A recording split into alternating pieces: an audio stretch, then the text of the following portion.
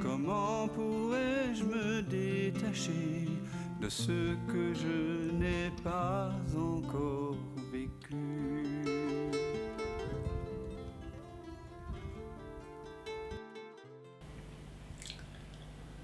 Eh bien, encore une fois, bienvenue à chacun, à tous, en satsang. Bienvenue. Merci. Alors, c'est un peu paradoxal de se réunir pour célébrer ce que nous sommes déjà. D'habitude, quand on va à des réunions, quand on fait des stages, c'est pour devenir quelque chose d'autre. C'est pour développer la personne. C'est pour avoir une meilleure santé ou un meilleur psychisme, changer ses relations. Ici, on est simplement invité à une reconnaissance en fait. C'est juste une reconnaissance de ce qui est déjà là. C'est tellement simple et évident, en fait, qu'on ne le voit pas. C'est juste ça. C'est pour ça que Wei Wu Wei, qui est un auteur irlandais des années 30-60, un lord irlandais qui se faisait appeler Wei Wu Wei, appelait cela le secret ouvert. Et c'est complètement ouvert parce qu'on est déjà pleinement soi-même. Cette véritable nature, elle est déjà pleinement présente. Mais c'est tellement proche de nous, c'est plus proche de nous que notre veine jugulaire, disait le prophète. Vous voyez, donc c'est tellement ouvert, c'est transparent, c'est pas perceptible par les organes des sens, et c'est impensable.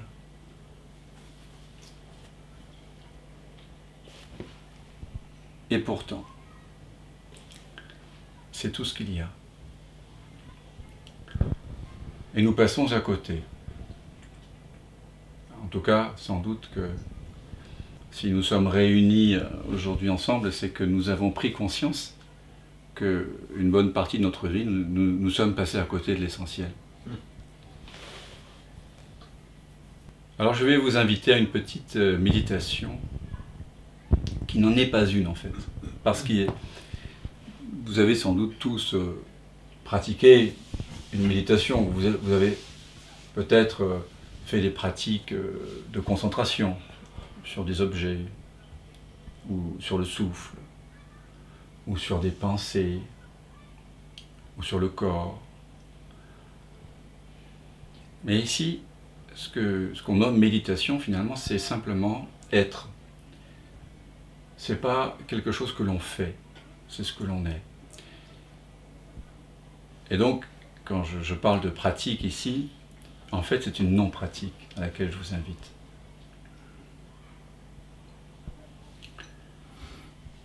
Je vais simplement vous inviter à réaliser que, et je parle à chacun, toi, ce que tu es vraiment, tu es déjà pleinement ce que tu cherches.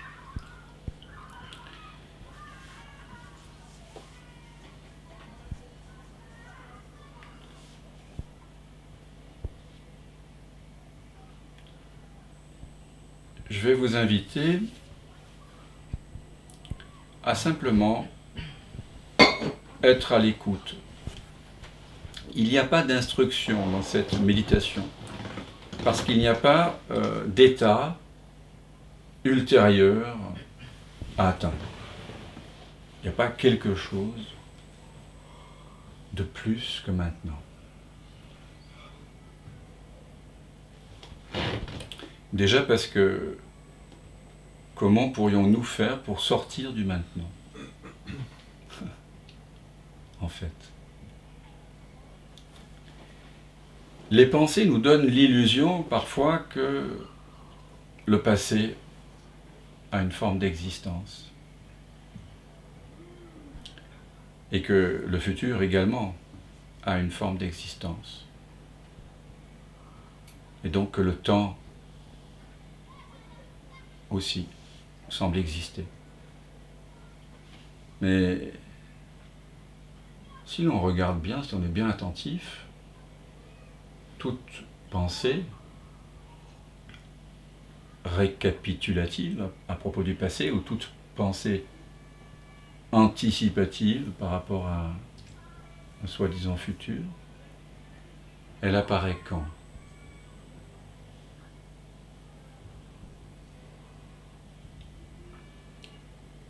Elle apparaît maintenant.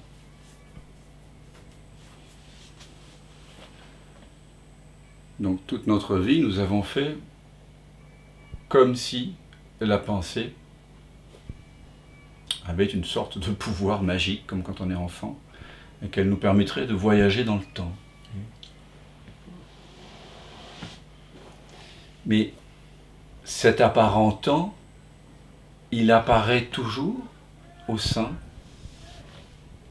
d'un espace qu'on pourrait nommer maintenant.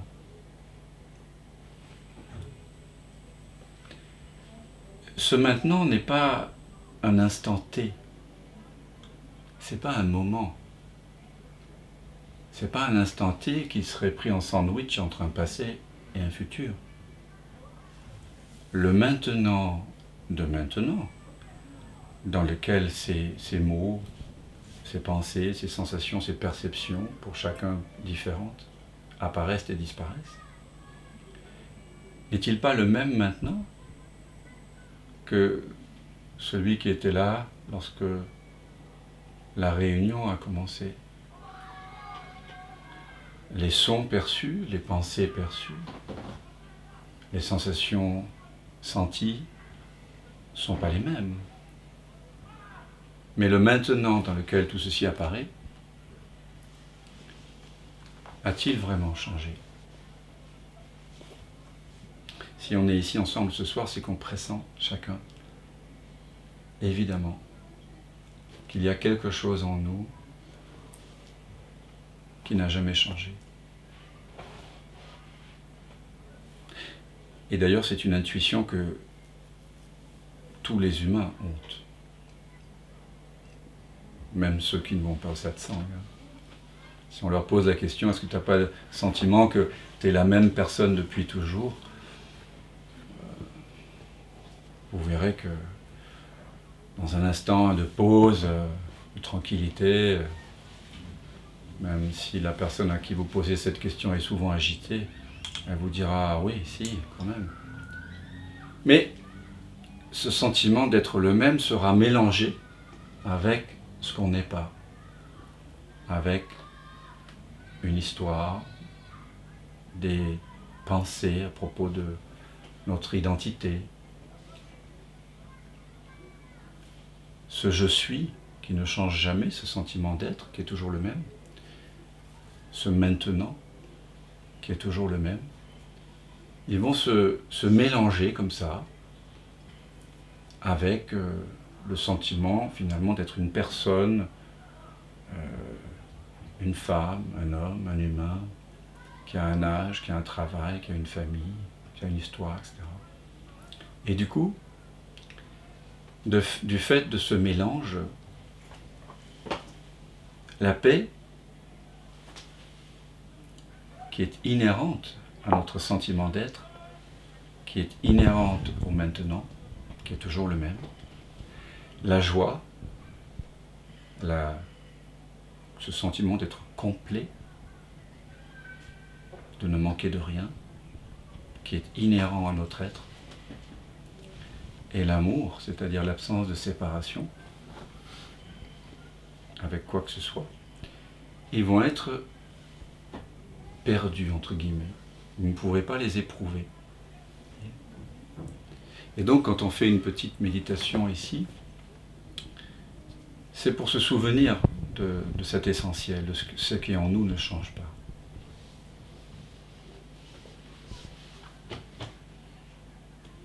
Alors, quand on parle de méditation ici, c'est être. C'est pour ça que cette méditation à laquelle je vous invite ici, maintenant, vous ne pouvez pas la rater, vous ne pouvez pas mal la faire, parce qu'il n'y a rien à atteindre, il n'y a pas d'objectif ultérieur, il n'y a pas de case à cocher, il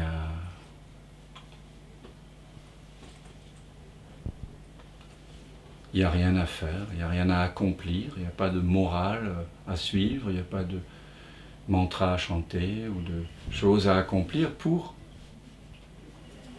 être, tout simplement.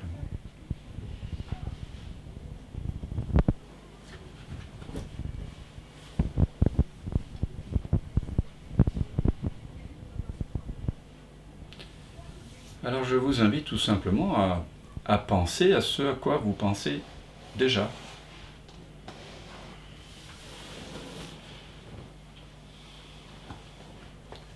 Comment pourriez-vous penser à autre chose d'ailleurs, que ce à quoi vous êtes déjà en train de penser ?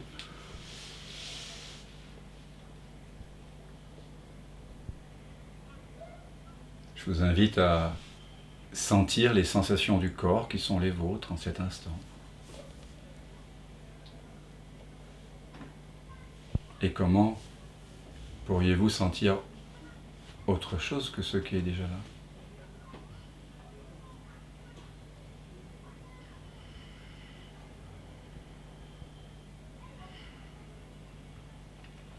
Si vous ouvrez les yeux, c'est bien. Si vous les fermez, c'est bien. Si vous êtes assis, c'est bien. Si vous êtes allongé, c'est bien aussi. Il n'y a pas d'instruction. Si vous avez les yeux fermés, que vous les ouvrez ou que vous les refermez, c'est juste ce qui est là. Et donc je vous invite à faire très exactement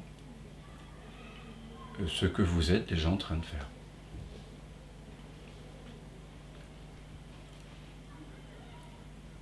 Si votre respiration est ample, lente, profonde, c'est ce qui est. Si elle est courte, c'est ce qui est. S'il y a beaucoup de pensées qui se bousculent au portillon, si le mental est un petit peu agité, c'est ce qui est.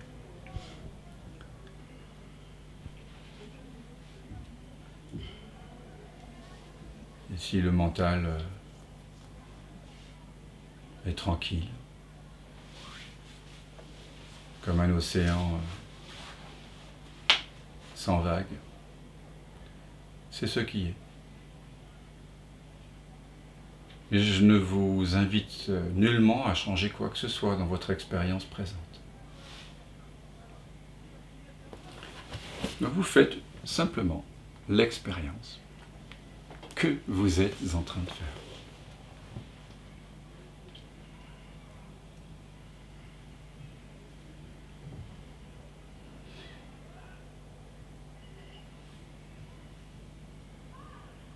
Peut-être que votre psychisme, votre mental est un petit peu surpris.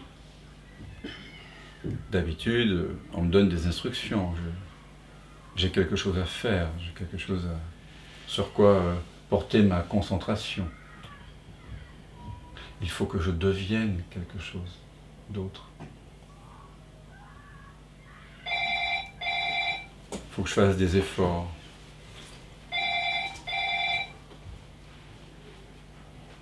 Là, non. Il n'y a en réalité aucun effort à faire. Rien sur quoi se concentrer. Aucune direction à prendre.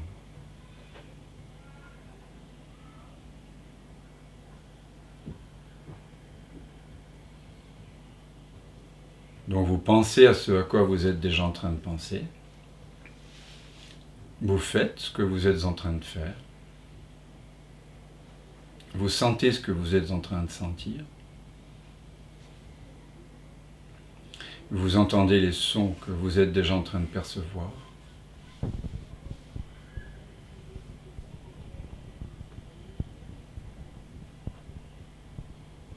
Vous faites l'expérience que vous êtes déjà en train de faire.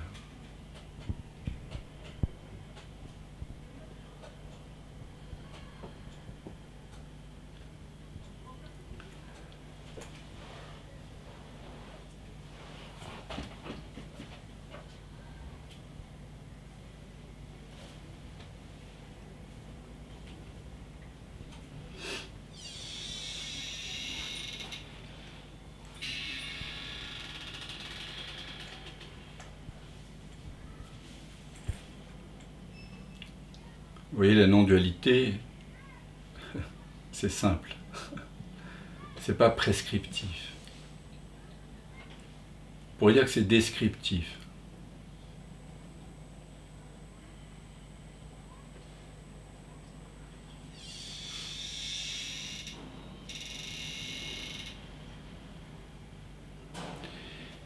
Ceci dit, il se pourrait bien que, à un moment donné, il y ait une sorte de lassitude. On n'est pas habitué à ne pas recevoir d'instructions. Peut-être que le mental se dit, mais il faut bien que je fasse quelque chose. Ou, à quoi ça sert cette méditation? Ou quoi que ce soit. Il se pourrait qu'il y ait l'idée qu'il faudrait faire un peu plus que ce qui est demandé. Si c'est le cas, alors réalisez simplement que vous êtes en train de faire une méditation impatiente ou demandeuse d'instruction. Voilà. Vous intégrez cette demande d'instruction, cette inquiétude au sein de la méditation. C'est maintenant la pensée telle qu'elle s'exprime. Et c'est tout. Et donc au moment où cette demande d'autre chose est réintégrée dans cette méditation comme étant la pensée qui est la pensée dans l'instant, le sentiment de séparation et de distance entre ce que vous êtes en train de faire, ce à quoi vous êtes déjà en train de penser, et ce que il vous semble que vous devriez faire, s'estompe. Et à nouveau, votre état naturel est retrouvé.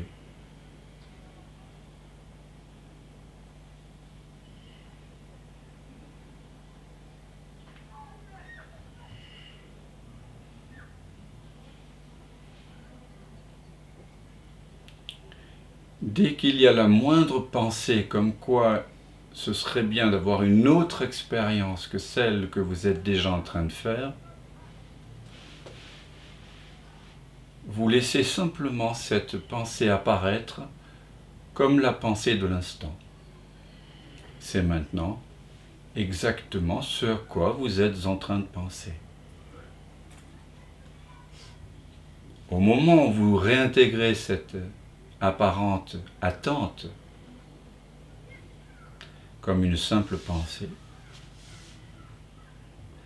à nouveau, l'impression de distance, de tension entre ce que vous êtes en train d'expérimenter et ce que vous pensez que vous devriez expérimenter se dissout.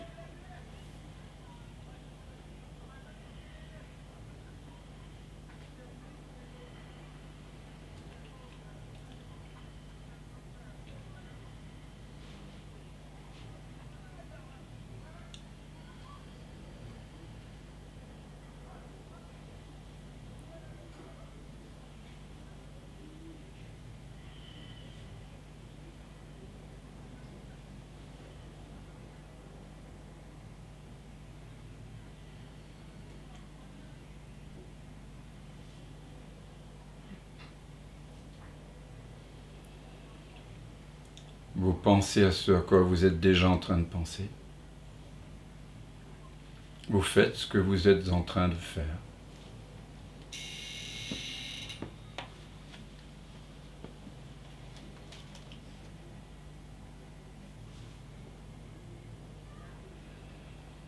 Vous sentez les impressions sensorielles, tactiles, émotionnelles que vous êtes déjà en train de sentir. Et comment ne pas sentir ce que vous êtes déjà en train de sentir.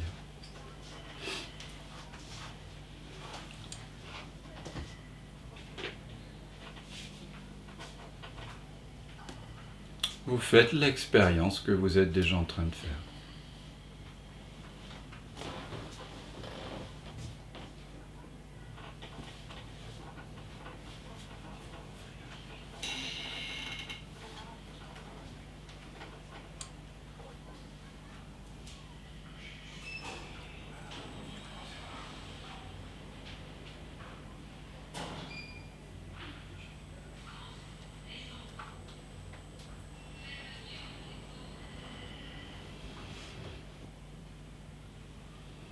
Vous pensez à ce à quoi vous êtes déjà en train de penser.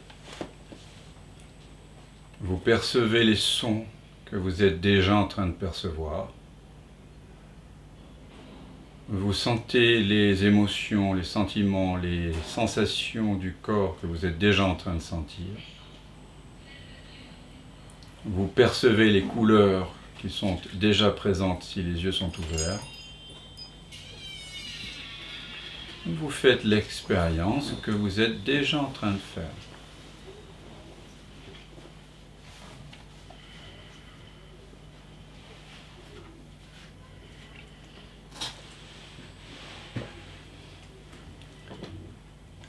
Et si par hasard intervenait la pensée comme quoi quelque chose d'autre que ce qui est en train de se passer devrait se passer,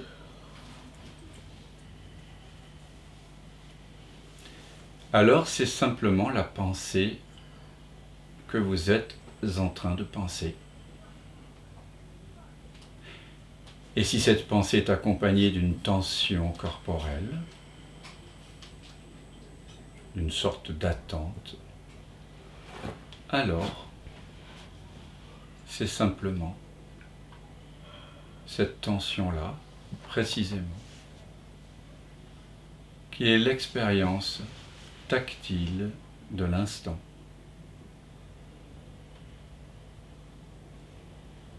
Quand vous réalisez que la pensée d'un ailleurs, plus loin qu'ici, ou d'un plus tard que maintenant, surgit, et que cette pensée ou cette sensation sont simplement perçues comme la pensée ou la sensation de l'instant,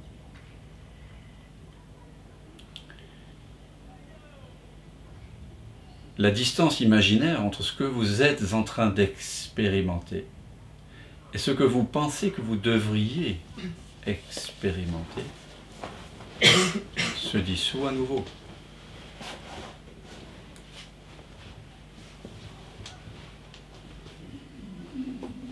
Et le corps se détend profondément.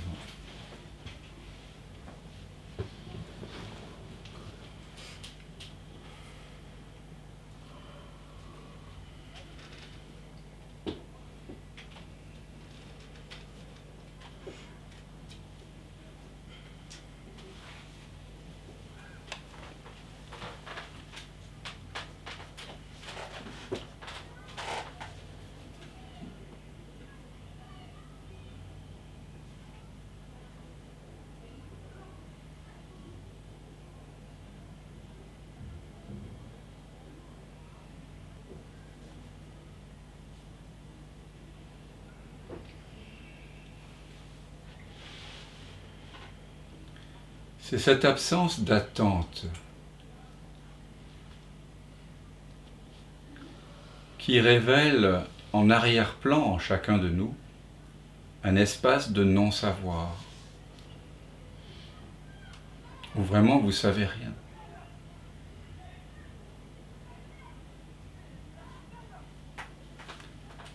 Et c'est dans cet espace de non-savoir, dans cette absence de direction vers un plus tard que maintenant ou un ailleurs qu'ici, que vous est révélé le mystère. C'est exactement ce que nous cherchions.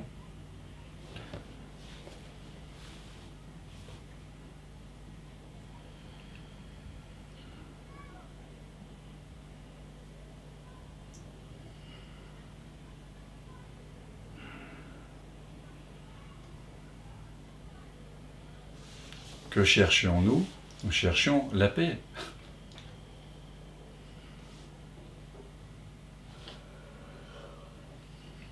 Mais c'est l'attente d'un ailleurs plus loin qu'ici, ou d'un plus tard que maintenant, qui nous empêche d'éprouver cette paix. Tout simplement. C'est aussi simple que ça. Et chacun d'entre nous pouvons réaliser que la paix, le sentiment de complétude et le sentiment de non-séparation se trouvent très exactement ici, maintenant, à 0 cm de moi-même, de chacun d'entre nous.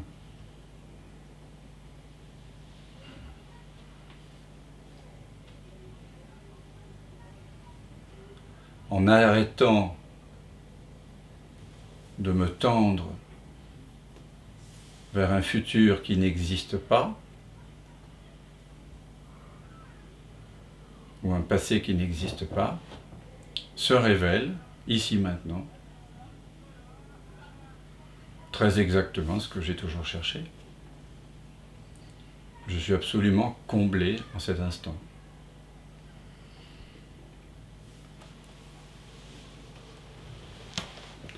Et si cet instant n'est pas le plus paisible, le plus heureux et le plus accueillant de votre vie, c'est qu'il y a une pensée erronée qui est en train de vous dire qu'il y a quelque chose plus tard qu'ici maintenant qui est en train de voiler ce que vous êtes, tout simplement. Alors, si vous percevez la tension, s'il y a une telle tension, un doute, une confusion, une attente de quoi que ce soit,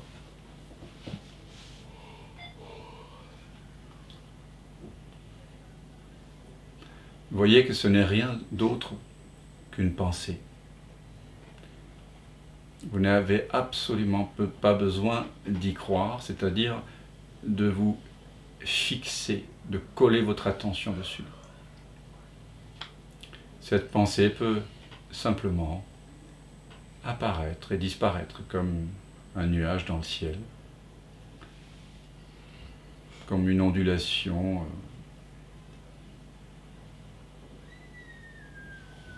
à la surface de l'océan.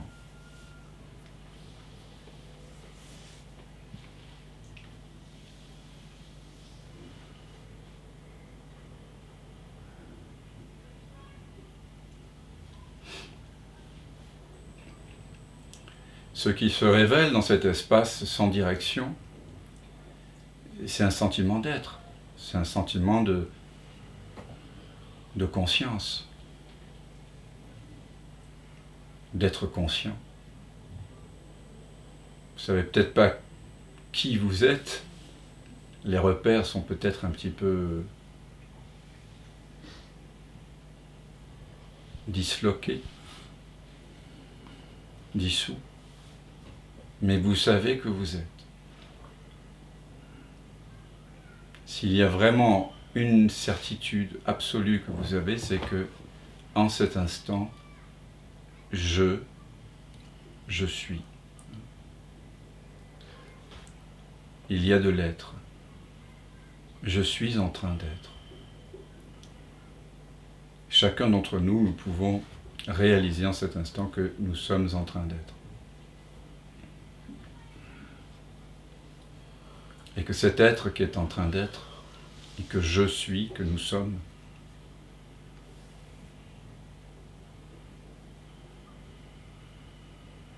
n'a en lui-même aucun conflit avec aucune expérience, aucune perception, aucune pensée, aucune émotion, aucune sensation. Mais qu'au contraire, toutes ces perceptions, ces expériences apparaissent et disparaissent en cette présence consciente que vous êtes, que nous sommes, que je ai. Et donc il y a une paix.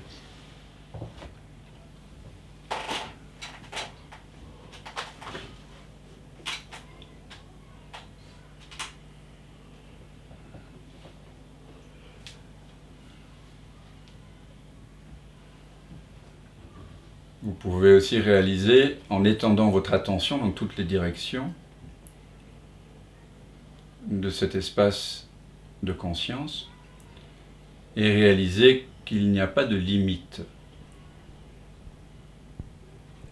Étendez votre attention vers le haut et voyez si cet espace de non-savoir, cet espace qui n'a pas d'agenda, qui n'a pas de direction particulière, qui n'a pas de dynamique en lui-même, est-ce que cet espace, sans intention, a des limites vers le haut?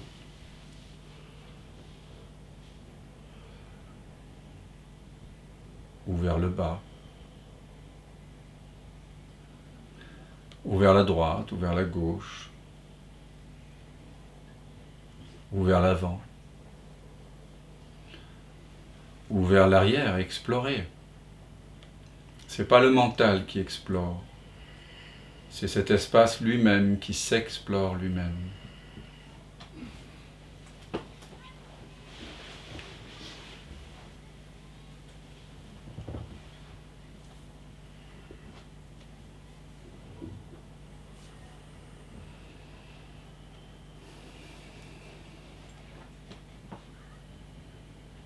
Quand je s'explore lui-même, en ce qui me concerne, je ne vois aucune limite.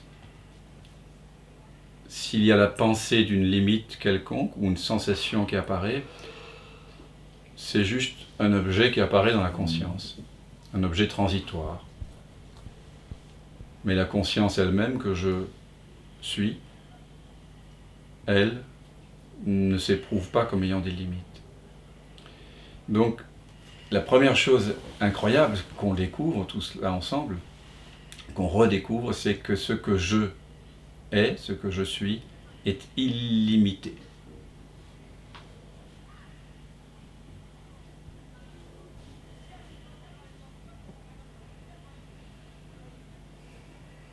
Peut-être que ça sourit en vous. C'est sûrement la raison pour laquelle on sculpte la bouche sur les visages de Bouddha, sur les sculptures de Bouddha, avec une sorte de sourire intérieur, très subtil, mais qui vient de l'intérieur. Et peut-être vous pouvez ressentir ce sourire-là, qui vient de ce sentiment d'infinitude, qui correspond à une absence de manque. La personne que je croyais être manquait de ceci, manquait de cela, semblait manquer d'amour, d'attention, d'argent, de projets, de ceci, de cela. Mais c'était juste une erreur identitaire. Quand je me retrouve tel que je suis vraiment, en m'explorant moi-même, je découvre que je suis un espace de connaissance, de conscience infini. Et donc je suis complet. Je est complet. Et à chaque fois dans ma vie que j'ai pensé qu'il me manquait quelque chose, que j'ai senti un sentiment d'abandon, ce n'est pas parce que ma mère m'a abandonné ou mon père ceci ou cela, ou parce que mon chéri ou ma chérie m'a quitté, ou parce que je ne me sens pas aimé, considéré. Non. C'est juste que je m'étais pris pour ce que je ne suis pas. J'avais associé mon véritable je, qui est pure conscience illimitée, à un je personnel.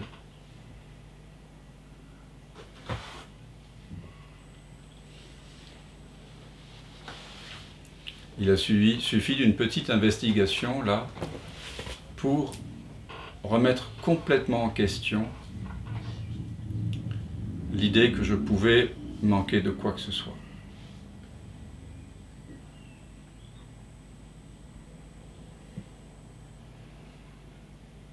Et cette absence de manque, c'est aussi ce qu'on nomme joie.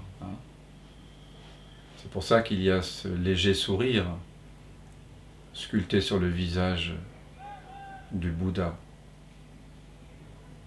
dans les temples d'Angkor ou d'ailleurs. Et vous pouvez sentir ce sourire. Il vient d'une reconnaissance profonde de la nature de votre être, qui est illimitée.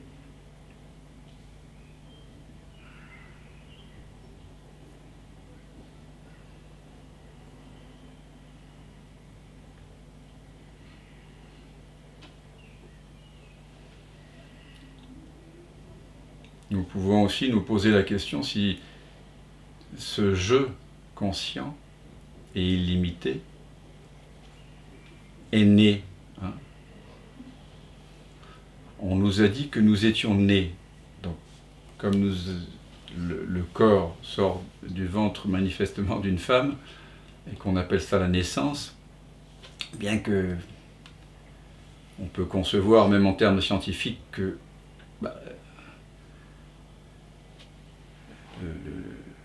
le terme de naissance pourrait apparaître à plein de moments en fait. Est-ce que c'est le moment où l'ovule rencontre le spermatozoïde?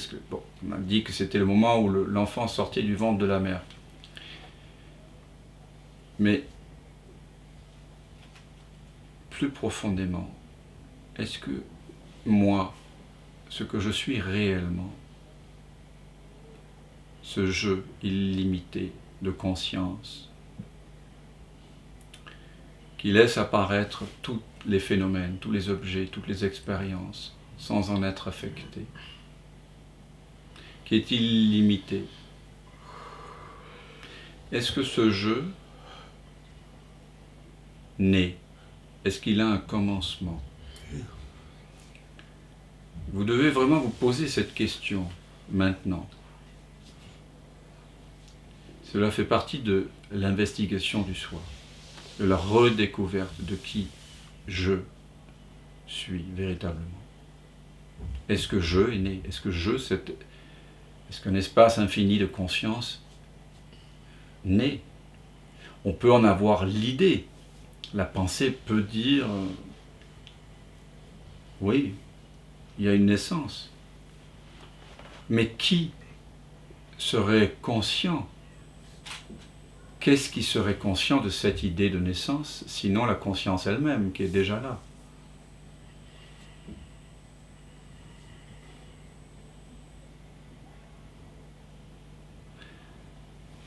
Et donc, on découvre que cette présence consciente,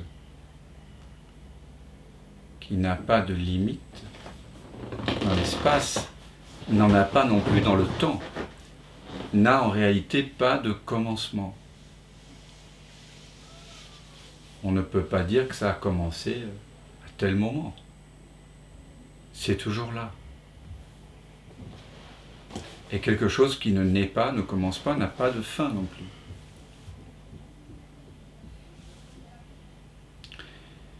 Donc, au travers de cette investigation, chacun d'entre nous découvre que les deux grandes peurs qui sont au centre de toutes les pensées et activités humaines, la peur de mourir et la peur de manquer, sont absolument illusoires.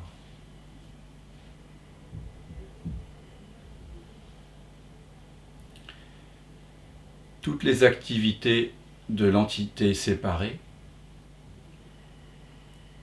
de l'apparente personne, tant que nous croyons être une personne séparée, auteur des pensées, auteur des actes, séparé du monde et des autres, localisé dans le temps ou dans un corps, cette contraction de la conscience infinie dans une personne, lorsque cette contraction-là est crue comme étant vraie, tout ce que l'on pense, tout ce que l'on fait, est fait pour alléger le sentiment de peur de la mort et la peur du manque. Quand vous réalisez que ce que vous êtes n'est pas situable dans le temps, parce qu'il n'y a pas de naissance, et n'est pas situable non plus dans l'espace, parce qu'il n'y a pas de finitude, il n'y a pas de localisation dans l'espace. Le ici maintenant que vous êtes précède le temps et l'espace, mais pas au sens temporel, c'est avant toute chose. Le temps et l'espace apparaissent en vous, apparaissent en vous. Quand vous réalisez cela, vous sentez une liberté bluffante, totale, absolue.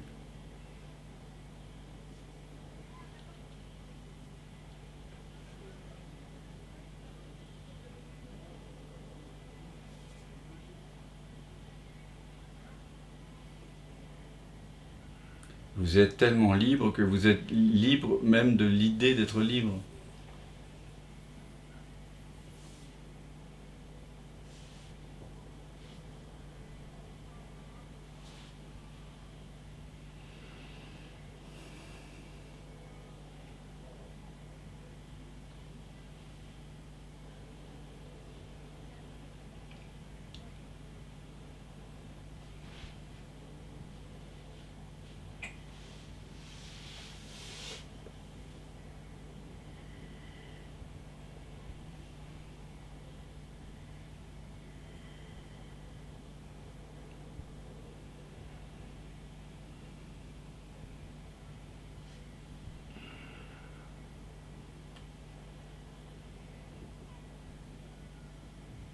En fait, nous sommes simplement en train de redécouvrir notre véritable nature de conscience.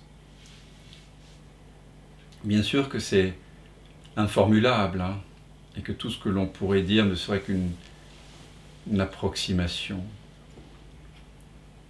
Mais l'on pourrait tenter de définir cette conscience comme étant un espace dans lequel tout, absolument tout, apparaît et disparaît.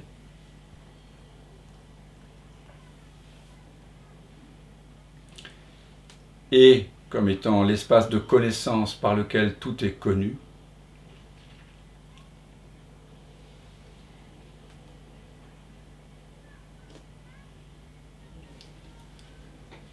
Et aussi l'espace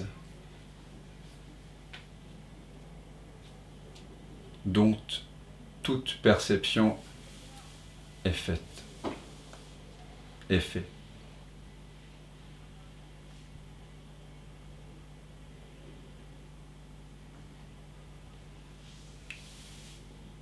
Car, comme moi, j'imagine que vous réalisez que rien ne peut apparaître en dehors de cette conscience.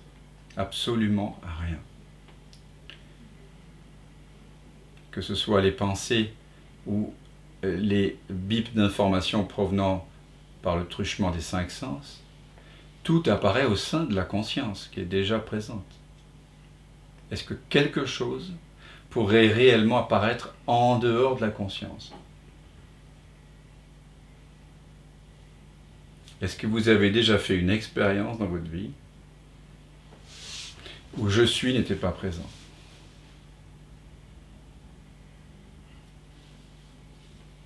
Où cette conscience n'était pas présente?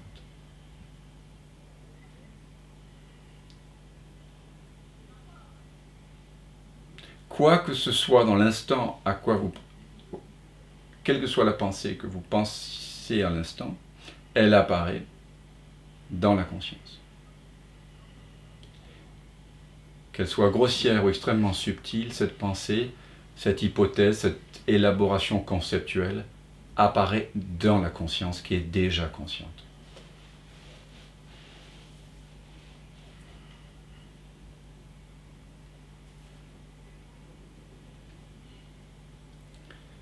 Et quand on voit que tout ce à quoi on pense, tout ce qu'on sent, tout ce qu'on goûte, tout ce qu'on hume, tout ce qu'on perçoit par l'audition, par le visuel, apparaît toujours dans la conscience, il faut être conséquent. Si tout apparaît toujours en moi, la conscience, comme toutes les vagues de l'océan apparaissent au sein de l'océan, cela signifie que tout ce qui apparaît en moi est fait de moi, puisque ça apparaît à 0 cm de moi. C'est pour ça que la troisième partie de la définition de la conscience que je suis, à savoir toute perception est faite de la conscience, est très importante. C'est le moment où le sentiment de séparation se dissout. Le sentiment de séparation, ce n'était que sur la carte. Dans le réel, dans l'expérience directe, comme tout apparaît à 0 cm de la conscience que je suis, ça doit être moi. C'est moi. C'est moi qui prends la forme de tout ceci. Voyez.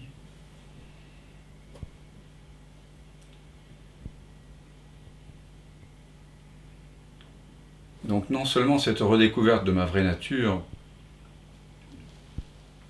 provoque un détachement absolu, une paix absolue, une absence de manque absolu, une joie, une liberté, mais cette redécouverte me fait éprouver une intimité incroyable avec chaque chose, chaque forme, chaque perception, chaque son, chaque goût, chaque couleur, chaque sensation, chaque émotion, chaque pensée, chaque être.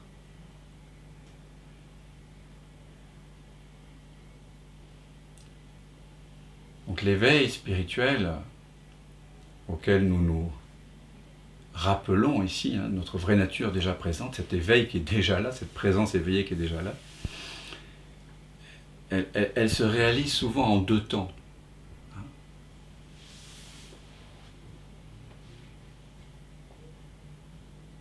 D'abord, nous débarrassons notre être de tout ce qu'il n'est pas essentiellement, et par cette connaissance, par cette discrimination, nous découvrons en nous un espace de vacuité, d'inclusion, d'accueil, qui est totalement détaché de tout ce qui apparaît en lui. Cela nous permet de nous désidentifier de ce à quoi nous étions pendant si longtemps identifiés de façon exclusive, à savoir le corps mental. Ça, c'est le premier mouvement de l'éveil, c'est ce détachement, cette reconnaissance que ce que je suis, ce n'est rien de perceptible, rien de concevable, rien, on pourrait dire. Et le deuxième mouvement, c'est lorsque l'on réalise que ce rien prend toute forme. C'est le mouvement de l'amour, on pourrait dire. C'est le moment où ce rien prend toute forme. Et donc, l'éveil spirituel, c'est reconnaître que ce que je suis réellement, le sans forme, la conscience, prend toute forme. Je suis le sans forme qui prend toute forme. Et ça, c'est le sens pour moi des Upanishads, de l'enseignement de la non-dualité tel que c'est enseigné au travers des 108 Upanishads, notamment les Upanishads majeurs. Et c'est pour ça qu'il y a cet enseignement dans la Chandogya Upanishad du père de Svetaketu à Svetaketu, son fils, qui a été envoyé à l'école brahmanique à 12 ans. Il revient 12 ans plus tard, donc à 24 ans, imbu de ses savoirs, et le père lui dit « Est-ce que tu sais, est-ce qu'on t'a parlé de cela qui ne se voit pas mais qui est présent en toute chose ?» Et il dit non. Et il lui fait passer par plusieurs expériences très directes, dont la dernière est celle-ci. « Svetaketu, apporte-moi du sel. »« Oui, père. Mets-le dans cette bassine d'eau. »« Oui, père. » Le lendemain, il lui dit « Svetaketu, va chercher le sel. » Et il répond « Père, je ne puis pas. Le sel s'est dissous dans l'eau. Et le Père lui dit, goûte l'eau à la surface. Elle est comment? Elle est salée. Goûte là au milieu. Elle est comment? Elle est salée. Goûte là au fond. Elle est comment? Elle est salée. Eh bien tu vois, tel ce sel qu'on ne voit pas mais qui est partout, ta véritable nature, qui n'est pas perceptible, est présente en toutes choses. Tat tvam asi. Cela, tu l'es. Tu es cela. C'est une des grandes sentences des Upanishads. Moi je formule ça en disant « Je suis le sans forme qui prend toute forme ». Donc il y a à la fois détachement absolu et absolue intimité. Et c'est pour ça que Nisargadatta Maharaj disait « Lorsque je vois que je ne suis rien, c'est la sagesse. Lorsque je vois que je suis tout, c'est l'amour. Entre les deux, ma vie s'écoule. Ma vie d'homme s'écoule. »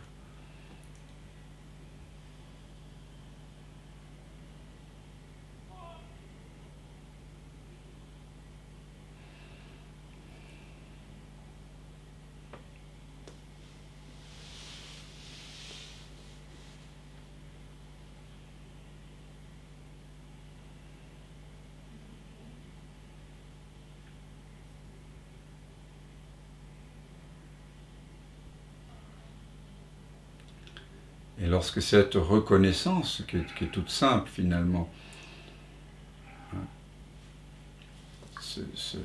a lieu, il n'y a pas possibilité de souffrir. Il n'y a aucune souffrance. Donc, et il n'y a pas de conflit possible non plus, il n'y a pas de problème.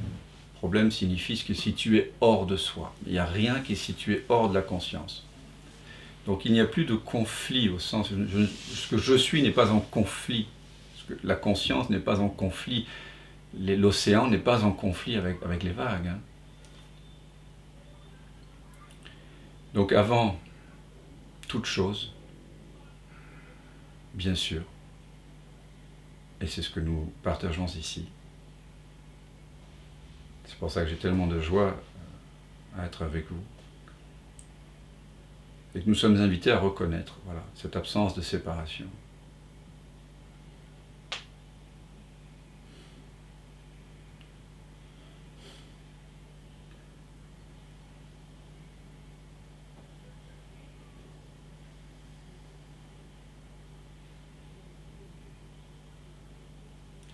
Toute souffrance vient toujours d'une erreur identitaire. Je me suis pris pour ce que je ne suis pas.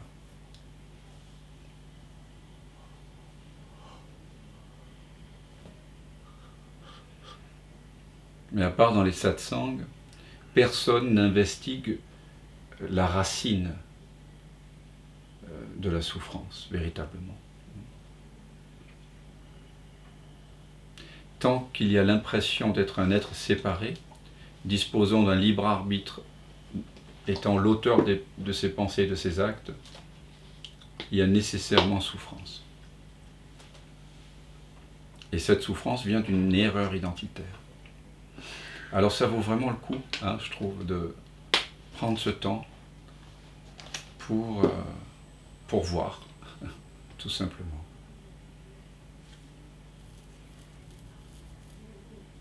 La souffrance n'est pas une option obligatoire.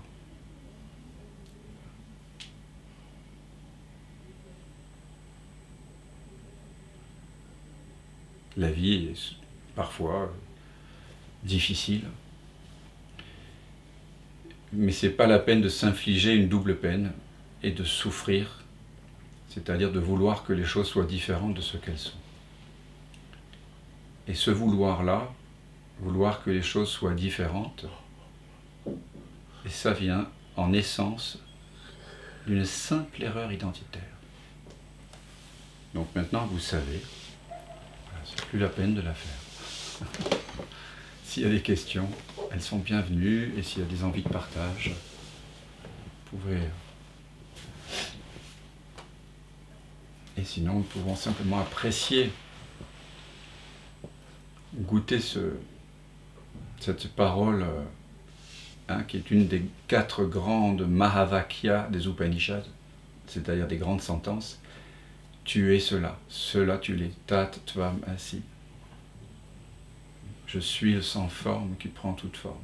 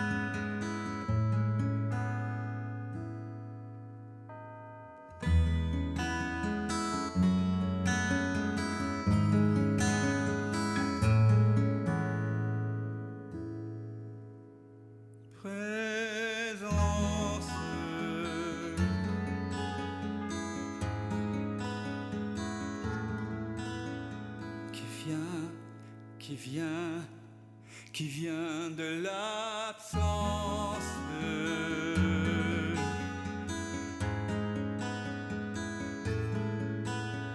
qui se rêve présent, il donne naissance à ce grand rêve qu'est l'univers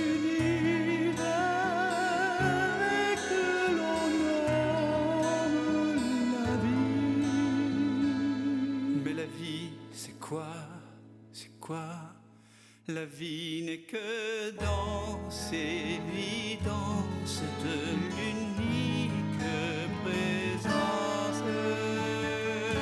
Et tout prend naissance en toi qui jamais ne commence.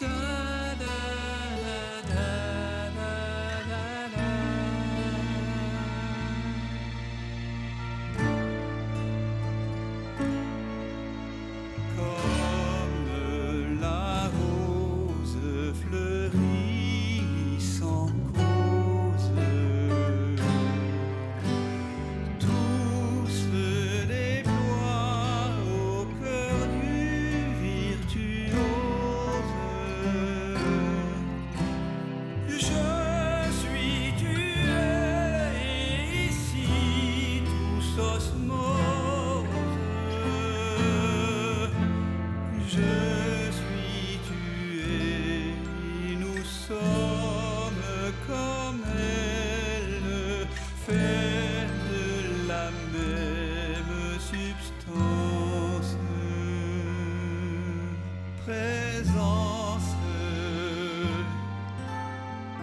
C'est vraiment maintenant que ça commence.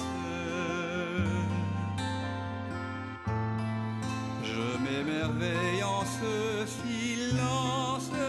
Tout naît, tout meurt dans la présence.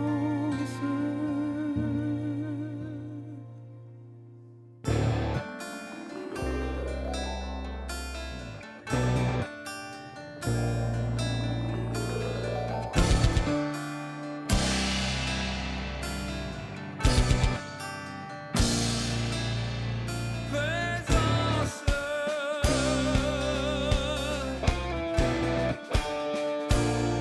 qui vient de l'absence.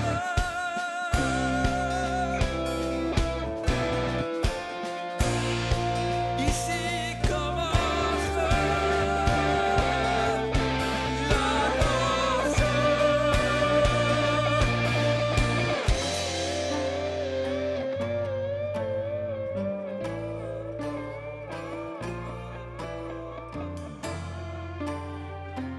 J'ai tant cogné à ta porte pour te connaître, vérité. J'ai frôlé folie, j'ai cogné et cogné jusqu'au sang. Un jour, la porte s'est ouverte et j'ai su que j'avais frappé de l'intérieur. C'est le mystère infini de l'un jouant à être